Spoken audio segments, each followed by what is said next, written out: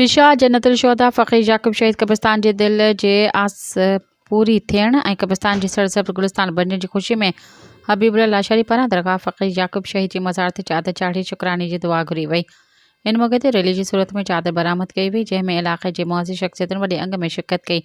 Rally में Syed Raza Hussain Rizvi, Syed Hasnain Rizvi, human rights and social justice जे मरकज़ी चेयरमैन राना ग़ुलाम नबी राजपूत, अफ़ज़ल लाशारी, फ़क़ीर ख़ातिम रिंद समेत ॿियनि समाजी अॻवाननि ऐं शहरियुनि शिरकत कई। चादर चढ़ण बाद दरगाह फ़क़ीर याक़ूब शहीद जी मज़ार ते मुल्क ऐं क़ौम जी सलामती, अमन, तरक्की ऐं ख़ुशहाली लाइ ख़ुसूसी दुआऊं घुरी वयूं।